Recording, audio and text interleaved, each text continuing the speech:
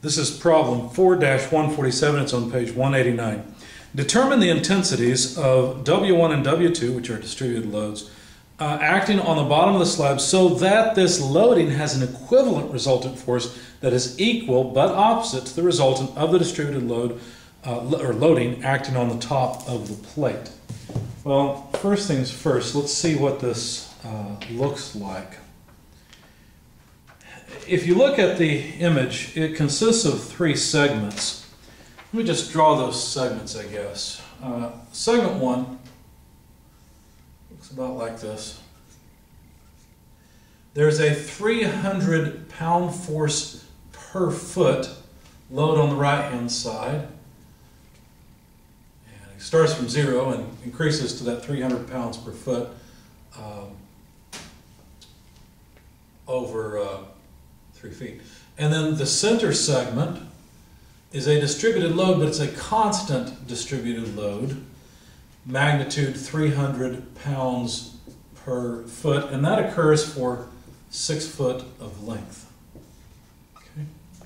Then finally, to cap off the other end, is another triangular distribution, and it's only 1.5 feet long, but it also begins at 300 pounds per foot. And the equivalent distribution, I'll draw it quickly. If we sandwich those together, the equivalent distribution looks something like this under the slab, where what we're trying to do is figure out the magnitude of W1 on this side, W2, the distributed load magnitude on either end, so that the resultant of this distributed load is equal to the resultant of the 3 separate distributed loads. Now, because of centroids, you know that the location of the equivalent load for this first triangular piece is at a distance of 2 foot over from the end, and of course we've got another 1 foot of length left. But anyway, the magnitude of that load, F1, well, all we need is the area of this triangle. So 3 times 300 divided by 2, right? So 300 pounds force per foot times 3 feet divided by 2, because it's a triangle. We just need the area of a triangle. So that is what? 900 over 2, 450 pounds. So there's the equivalent load, or the resultant load, of adding all that distributed load up together. Now, for the central piece, this one's really easy. You know that the centroid's in the middle, just at 3 foot from either end. Take your pick, it doesn't really matter. The magnitude of F2 is also pretty easy, 300 foot times 6 feet. Oh, sorry, 300 pounds per foot times 6 feet. And so F2, let's see, I guess I'll just put it here. F2 6 threes are what? 18, so 1,800 pounds? I'm thinking right? Yeah. The last one is also pretty easy. We can break this up into 1/2 foot, 1 foot, 1.5 feet. So the centroid of that triangle where F3 acts is going to be 0.5 feet from the end. Okay? Sorry, the marker is getting a little bit light. So F3 then would simply be 300 pounds per foot times 1.5 feet divided by 2. So 1.5 times 300 would be 450. 450 divided by 2 is 225. So there's the resultant load, the equivalent loading of all these distributed loads, at least on 3 separate parts of the distributed load. Now, what about an overall resultant, which is probably going to end up somewhere in here, and let's see, since this is longer and there's more of it, it's probably going to be weighted to this side. I don't know, I'm guessing right now. The resultant force is simply going to be F1 plus F2 plus F3. In fact, if you add all 3 of those together, what you get is a total force of 2,475 pounds. Okay. 2,475 pounds of force. Where does that act?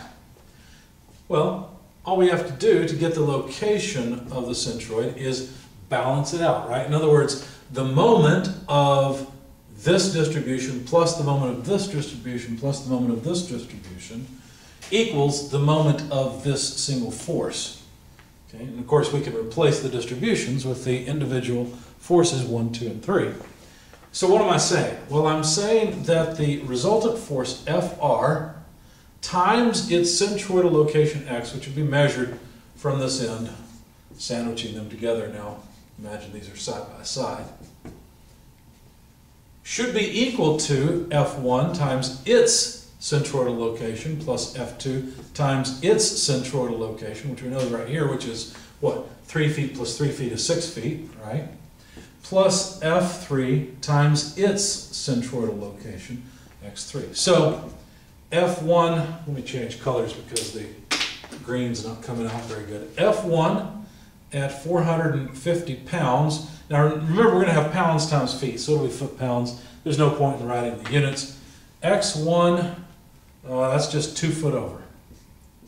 F2, 1,800 pounds, times X2. Well, X2 is located 3 feet from the side, which is 3 feet from the end. So 3 feet plus 3 feet, 6 feet. I'm summing moments about a point over here on the left, summing area moments.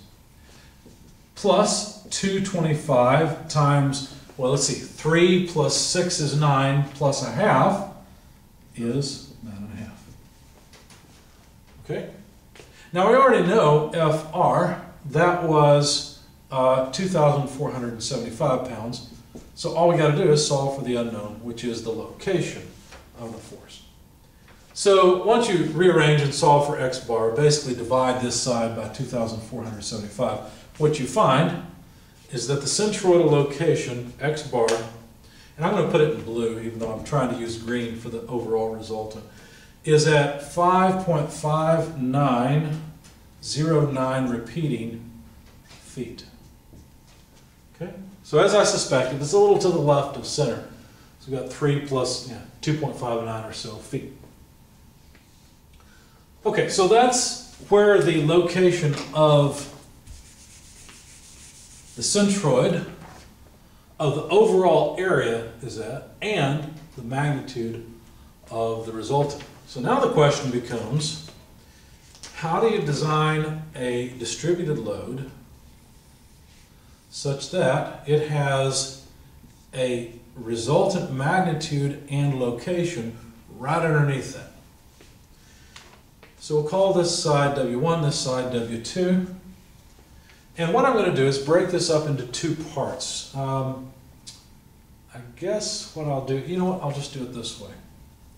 I'll put a line here. And then I'll call, let's see, I'd use numbers for these. I called this segment 1, 2, and 3. So I ended up calling the overall distribution 4, but then the separate distributions 5 and 6. So 6 is its triangular area, 5 is the rectangular, 4 is the overall of this whole thing. And so what that allows me to do is say, well, the resultant force has to be equal to W1 plus W2 over 2 times 10.5. What? Where did this come from? Well, it's actually pretty simple. What I'm doing is I'm dealing with section 4 first, okay, the whole thing.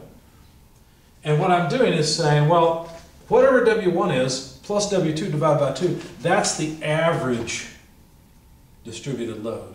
Cutting off this triangle and putting it to fill in the gap over here. Okay? So that's what I'm doing here, is finding the average height, if you will, the average distributed load, and then multiply that by 10.5 feet. That's the overall length, because we've got 3 plus 6 is 9, plus 1 is 10, plus a half is 10.5. So 10.5 feet. This gives us the resultant load. So this is one equation that has to be true. Notice we already know Fr. It has to be 2,475 pounds. Okay. So there's one equation with 2 unknowns, W1 and W2.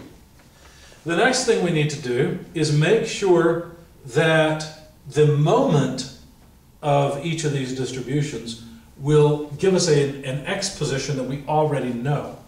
So in other words, let me go ahead and calculate the magnitudes of what I will call F5 and F6, denoting the particular distribution. So for the rectangular distribution 5, F5 would be W1 times 10.5 feet. In other words, I can calculate this area very easily. That's what I just did. And the other equivalent load, F6, well, that's easy. That's W2 over 2 times 10.5 feet. Why? Because it's just the area of the triangle. Okay. Now, we got to be careful here because I used W2. I shouldn't have. I really wanted this height. And that's actually W2 minus W, so I made a mistake. Let's fix that. W2 minus W1 times 10.5 feet. That's better. Now I've got the actual area of this triangle. I don't know what I had before. I guess the area of a rectangle or a triangle that goes from there to there, but I didn't want that. Okay? Now we know where the centroid of this one is. It's pretty simple. This is a rectangular distribution. It's right in the center. All right, so that's at 10.5 feet divided by 2, which is 5.25 feet. This one, this triangle has a centroid 2/3 of the length down. So we need 2/3 of 10.5 feet, and that comes out to, well, nice round number, 7 feet.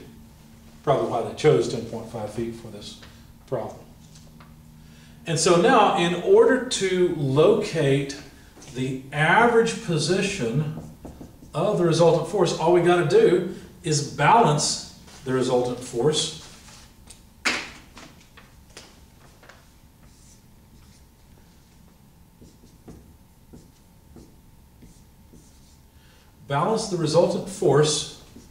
Fr with the effect of these two distributed loads. So that's pretty easy. That is simply F5, and let me call this X5, and this one X6, because those are the centroids of those 2 points. F5 times X5 plus F6 times X6. Now, F5 is 10.5 W1, and then X5 is 5.25. Now, I've left off the units. Of course, we've got feet here, and we've got pounds per foot, so this will be foot-pounds for this term. So far, we've taken care of this first term. And that's exactly what we expect, because we know the left-hand side is going to be actually this X bar, because they have to be equivalent, 5.5909 times 2475. Okay, so that's what this will be. Anyway, so we've taken care of the first term. The next term is F6 W2 minus W1 over 2 times 10.5. That's F6 times X6, 7 feet. That takes care of the second term. So now we have two equations and two unknowns, because notice we know what we want FR and X bar to be. That came from the upper distribution. Now all we need is to use excuse me, what I would call equation 1 and equation 2 together in order to solve for one of the distributed loads. So what I did is I took this equation and I said, you know, or did I? No, I didn't. Actually, I took this equation. And I said, we know what FR is. This is just 2,475. And of course, I can divide this by 2, or multiply that by 2. It doesn't matter. If I divide this by 2, we got 5.25. Let me get rid of the units because we don't need that really. And so this is the same thing as 5.25 W1 plus 5.25 W2. And I think I don't need this anymore, but I do need the space. So from this, if I want to solve for W1, I guess what I should have done is divide that out, right? That would have been better. 2475 over 5.25 equals W1 plus W2. And so W1, the distributed load 1, is equal to 2475 over 5.25 minus W2. It doesn't look much like a 2. There we go. So now all I have to do is substitute in W1 wherever I need it here and solve for W2. So let's do that. So let's see, we need to sub in W1 two places. It needs to go right there and right there. Okay. So let's do that. Let's see. Well, I'll just do it here at the board. We'll get the same result. So 10.5 times 5.25, just pulling the constants out front, times W1, which is 2475 over 5.25 minus W2. Okay, so that takes care of this term. It's done. Plus W2 minus W1, 2475 over 5.25 minus W2, divided by 2, because remember all we did was sub in W1 here, so still divide by 2 times 10.5 times 7. So it's a little bit of a mess, but you can solve for W2 from this. When you finally get W2, what you'll find is that it's about 281.63. And what are the units? Well, same thing as before, pounds force per foot.